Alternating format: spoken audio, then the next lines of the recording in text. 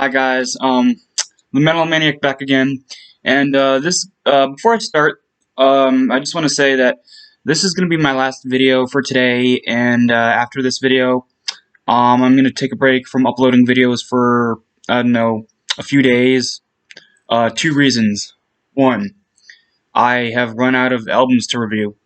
Two, I also have run out of ideas for Album Wars episodes.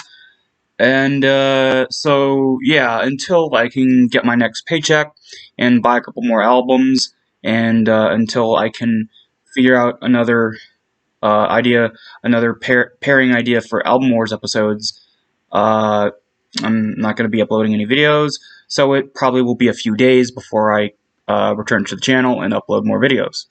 So with that out of the way, I just want to let you guys know I'll probably just letting you guys know I probably won't be uploading for a few days. Anyway, with that out of the way, in this video I'm gonna be sharing with you guys my top 10 favorite albums of all time. So let's begin. Number 10 is Eaten Back to Life by Cannibal Corpse. This is, although it's not my favorite Cannibal Corpse album, I am A Skeletal Domain is. This one feels a lot more, I don't know, it just feels a little bit more sentimental in a way. I don't know how to explain it. I just resonate with this one more. Like if I was talking about the top whatever ranking Cannibal Corpse albums, like I said, Skeletal Domain is my favorite. But I don't know. This is just a little bit more. I don't know how to explain it, but yeah, this is at my number 10. Anyway, number 9. Fistful of Metal by Anthrax. Now, like I've said before, I don't really like regular thrash metal all that much. I prefer black and thrash. But it's really good. I love this album. There are only a few songs from the album that I don't like, but yeah, I mean, songs like Death Rider, Metal Thrashing Mad, Subjugator, Death from Above, and Howling Furies, like, those are just really great songs. I love those songs. Like, those songs are what makes the album so good. But yeah, that's at number 9. Hold on. Alright. At number 8 is Wasps' self-titled debut album. This is a good album. Like, even though I don't really enjoy Inside the Electric Circus that much. I mean, there are like 5 songs that I do like on that album, but the album as a whole is just kind of meh. This one's really, really good. Like, they did a great job with their first album. Most of the songs on here I like. Hold on. That's 52. Anyway, sorry about that. I was gonna get a drink, but everything back there's empty. So anyway, but yeah, I like almost all the songs on this album. Like, the only things I don't like are Sleeping in the Fire, and On Your Knees. But everything else is great about this album. Like, I love all the rest of the songs. It's just a really awesome album overall. But yeah, that's at number 8. At number 7 is Altars of Madness by Morbid Angel. This is a great album through and through, although I think one song is kind of weak. What was it? Oh yeah, Lord of All Fevers and Plague is a kind of a weak song, but everything else on this album is awesome. I love it. I love how it's very unique compared to the other old school death metal albums. Like, all the other stuff is very raw, very primal, where this is very technical and very advanced for the time, especially in death metal, especially in early death metal, and especially in the late 80s. Like, this album is just awesome. Morbid Angel did an awesome job with their first album. But yeah, that's at number 8.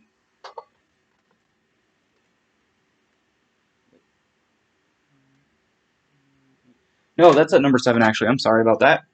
Alright, number 6 is From Beyond by Massacre. Another really great old school death metal album.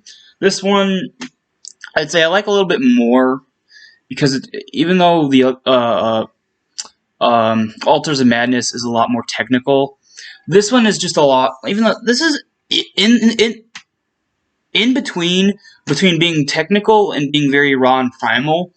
Like, it has a lot of thrash elements. Like, it's super, super thrashy for the most part. There are a few songs on here that are more geared towards more straight up old school death metal. But it is a lot thrashy. Like, this is probably the thrashiest, very, like, thrashiest, old school death metal album I've come across so far. But it's really, really good. Has some really amazing, really catchy guitar riffs. The vocals by Cam Lee are amazing. And yeah, it's just an extremely underrated album. I love it. It's at number 6. Alright. Number 5. Yeah, it's at number 5. At number 5 is Jugulator by Judas Priest. This is an awesome, awesome album, and another underrated album, just like Massacres From Beyond. This is an underrated album. It's just so... How did I describe it? Oh, yeah. So, it's the most brutal and dark and sinister Judas Priest has ever sounded. Like, Tim Ripper Owens does a great job. Like, at times, like, I prefer him better than Rob Halford. Like, he just does such a great job. Like, I don't think anyone else would have done a better job at filling in the spot of Rob Halford other than Ripper Owens. Like, he's just amazing. Like, he does great on this album. He does great in 98 Live Meltdown. He does great in Live in London, I've heard. I don't actually own that album yet. But, the only album from the Ripper Owens era that I think is very poor is Demolition. Like, even with Demolition, there's one song on there that I do like, which is Hell's Home. But still, he just did a great job. I mean, even his performance on that album is good. It's just, I don't know, the songs aren't that good. But those songs aren't that good. His vocals are really good. But yeah, I love the Ripper Owens era of Judas Priest, especially Jugulator. Like, it's just so memorable, so just well put together. The only flaws with it are certain songs have really stupid intros, and 2 songs on here just shouldn't have been made. Decapitate and Brain Dead. But other than that, this album is just amazing. Yeah, it's just a great album overall. It's at number 5. Number 4. The Death Album 3 by Death Clock. This is the best modern era metal album. Not even just the best modern era death metal album, but the best modern era metal album of all time. Like, it's just so good. Like, yeah, it's a parody band from a TV show, but still, it's very, very well put together. The lyrics are great and hilariously corny. They were meant to be that way, so it's good. The music and atmosphere is just amazing. The vocals by Brendan Small are just absolutely just great, like top tier. Like, he's definitely up there in one of my favorite death metal vocalists. Like with of course, like David Vincent, Chuck Schalliner, and guys like those. Like, really awesome, legendary, just great metal vocalist, great death metal vocalist. Like, the dude's amazing. Like, yeah, I mean, some of the best guitar riffs and best guitar solos from a death metal album are on here. Like, I love the guitar solo from the song "The Hammer." I love the guitar solo from the song "Starved." Like, it's just such a good album, and it's just oozing with awesome atmosphere. I love it. But yeah, that's at number 4.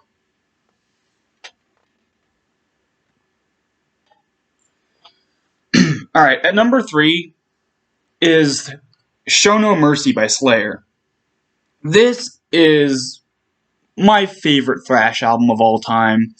Like, yeah, I haven't listened to many thrash albums yet, but for like at this moment in time, this is my favorite thrash album of all time. It's just so good. Like, yeah, the production isn't like great compared to like stuff that would later come out, like I don't know, Hell Awaits and stuff, but or any album in general. But it's just still really really good. Like the production didn't need to be top tier for this album to be good. Usually it does for an album to be good, but not this album. This album just has the right atmosphere, has the right sound, and this is Slayer at their best. Like, yeah, people say, oh, they haven't found their signature sound yet, but their signature sound, even though it's okay, it's not great. But back in the day, back when they were still experimenting, they sounded good. Like, they sounded great. They didn't need to change their sound. Like, it's just amazing. I mean, there's some Slayer classics on here, too. Like, Evil Has No Boundaries, The Antichrist, Metal Storm Slash Face the Slayer, Black Magic, The Final Command, like, and you have a really underrated Slayer song in here too with the Tormentor. But overall, just an awesome thrash album. In my opinion, the best thrash album of all time, and it's just amazing. I love it. All right, at number 2 is Scream Bloody Gore by Death. My favorite death metal album of all time. Wait, there's something on the screen. There we go. Anyway, my favorite death metal album of all time. It's just everything is perfect about it. Like Chuck Schuldiner's vocals are amazing, the best they've ever been up until the Painkiller cover from their last album, which I know a lot of people hate that Painkiller cover, but I love it. Anyway, it's just the vocals are amazing, the guitars are amazing, the bass is amazing, the drums are amazing, the atmosphere is perfect. Like Chuck's voice is just echoing off of like it sounds like it just so it has this weird eerie echoey effect that's perfect. Like it sounds like Chuck recorded his vocals in the dungeon of a medieval castle. Like that's just amazing to like have it sound like that. Everything is awesome, and it's very moody, very atmospheric for an early death metal album. That's amazing. Like this is like one of the first death metal albums of all time. Like most people say. I know Possessed Seven Churches came out a few years before this, but that was black and thrash. That was not death metal. This is death metal, though. So, in my opinion, this is the first death metal album ever, and everything is perfect. They did it. I can't believe that. Like, it's really amazing how they basically the first album is just absolute perfect. Yeah. Anyway, that's a number 2.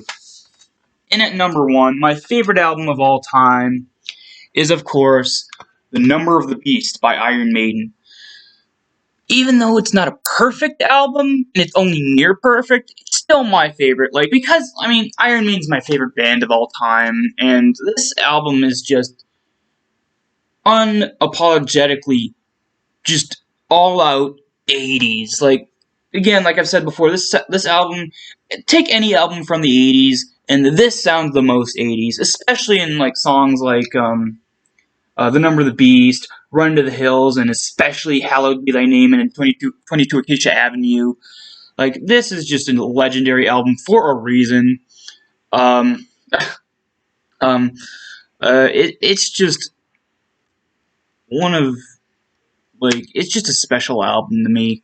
Like, yeah, it wasn't my first one that I listened to. The first one that I listened to was, Seventh Son of the Seventh Son, but this just has something special about it.